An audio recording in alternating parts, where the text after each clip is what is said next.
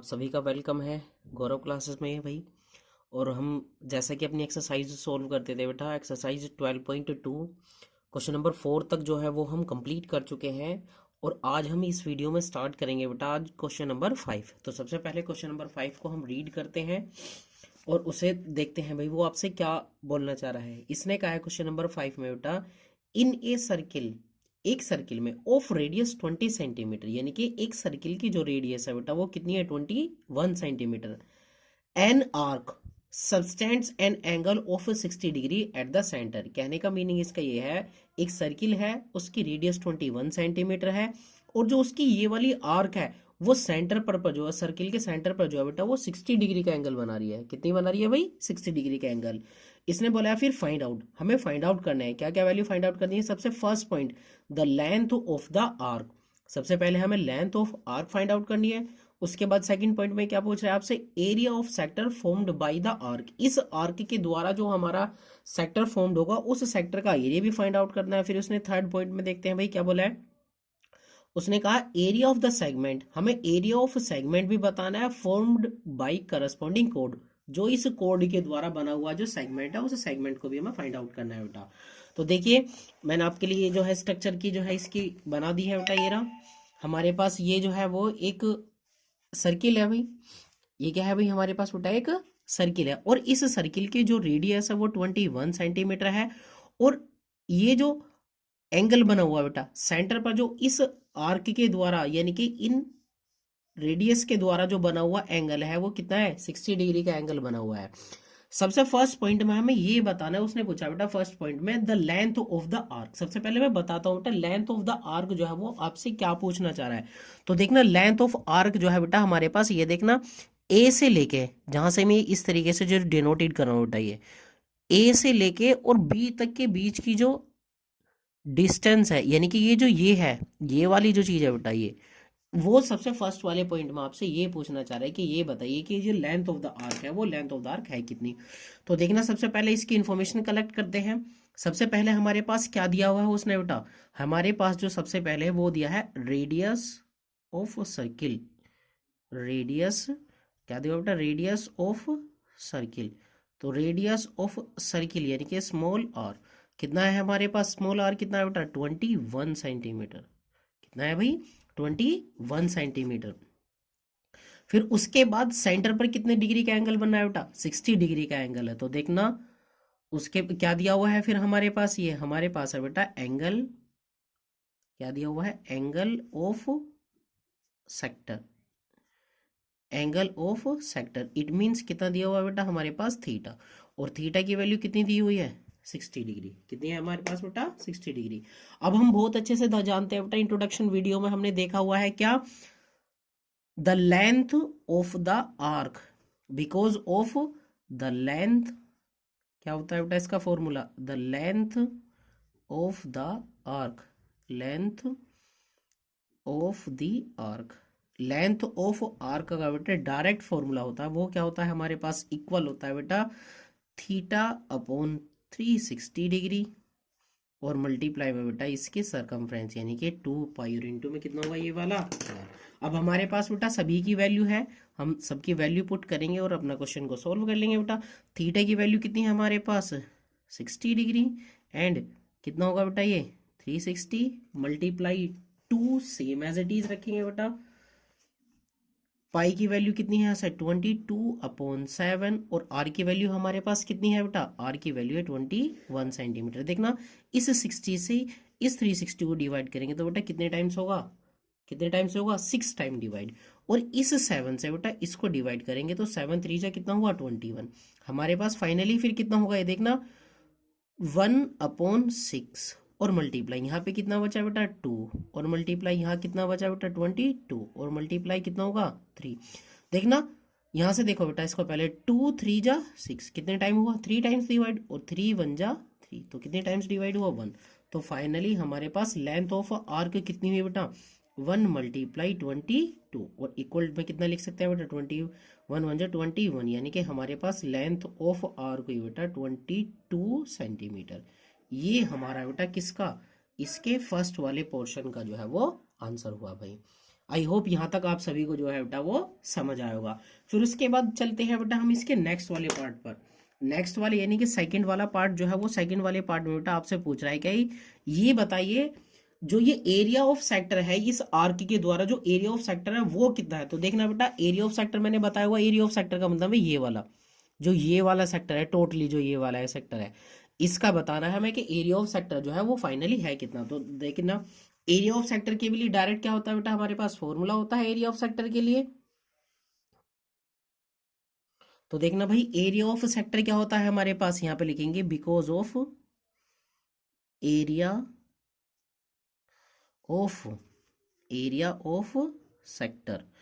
तो area of sector हमारे पास direct formula होता है बेटा, उसके लिए क्या होता है, वो होता है थीटा और अपॉन में कितना होता है 360 डिग्री, और मल्टीप्लाई में कितना होता है बेटा पाई और आर स्क्वायर। तो theta upon 360 degree multiply pi R square. यहाँ पे भी हमारे पास सभी चीजें हैं बेटा है, तो यहाँ से हम वैल्यू रखेंगे, थीटा की वैल्यू कितनी है हमारे पास 60 डिग्री एंड डिवाइडेड बाई कितना होगा 360 डिग्री एंड मल्टीप्लाई पाई की वैल्यू कितनी होती है बेटा 22/7, और हमारे पास कितना है 21 और मल्टीप्लाई 21 बिकॉज ऑफ इसका कितना है यहाँ पर स्क्वायर है। देखना 60 से इसको डिवाइड करेंगे, 6 टाइम डिवाइड होगा, 7 3 जा कितना होगा बेटा, कितना होगा ये वाला 7 3 जा 21।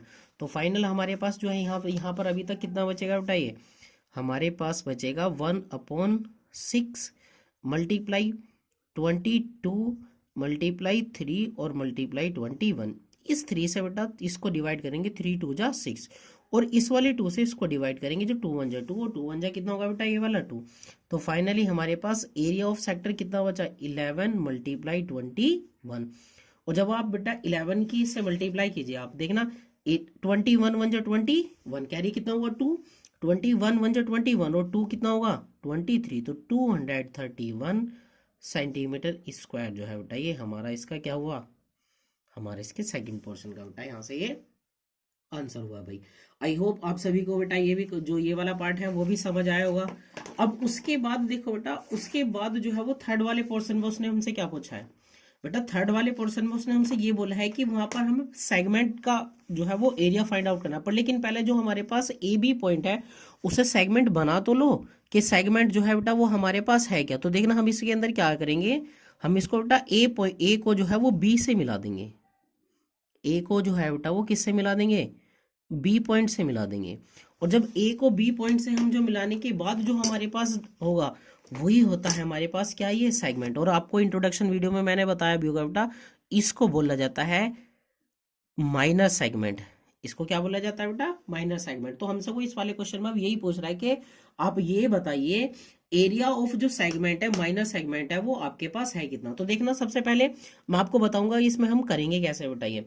अगर मैं एरिया ऑफ किसमें से बेटा, यहाँ पे कोई पॉइंट डिनोटेड कर लो, क्योंकि अगर आपको area of minor sector denoted करना तो अगर मैं बेटा एरिया ऑफ माइनर सेक्टर में से एरिया ऑफ ट्राइंगल माइनस कर दूंगा तो मेरे पास एरिया ऑफ माइनर सेगमेंट आ जाएगा यहीं पे, सेम लास्ट वाले क्वेश्चंस की तरह जैसे हमने क्वेश्चन नंबर 4 में करा था बेटा ऐसे ही। तो सेम हमारे पास यहाँ क्या होगा, ये वाला हमारा कौन सा है, थर्ड वाला पार्ट। तो देखना थर्ड पार्ट के लिए बेटा ये है हमारा थर्ड पार्ट, तो हम इसमें लिखेंगे थर्ड पार्ट में क्या, एरिया ऑफ सेगमेंट या एरिया ऑफ माइनर सेगमेंट में लिख सकते हैं, क्योंकि हमें पता है बहुत अच्छे से बेटा यहाँ पे एरिया ऑफ सेगमेंट।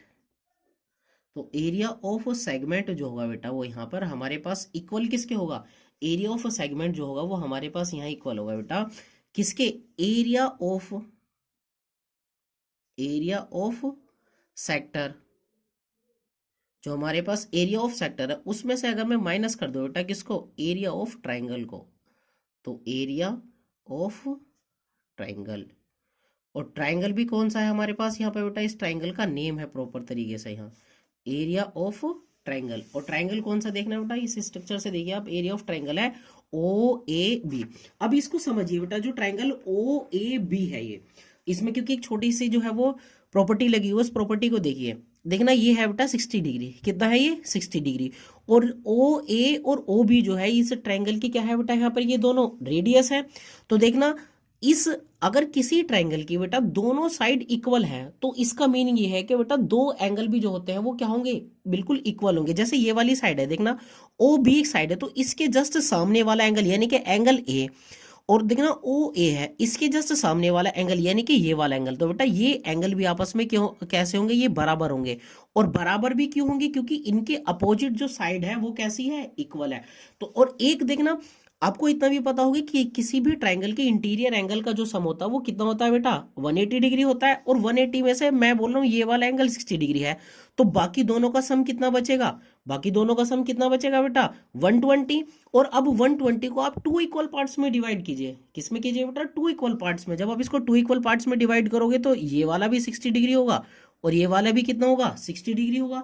इसका मीनिंग क्या हुआ बेटा, यहाँ पर ओ ए बी जो है, ओ ए बी जो है वो क्या है, यहाँ पर एक इक्विलेटरल ट्राइंगल है। कैसा है बेटा, यहाँ पर ये इक्विलेटरल ट्राइंगल है ये।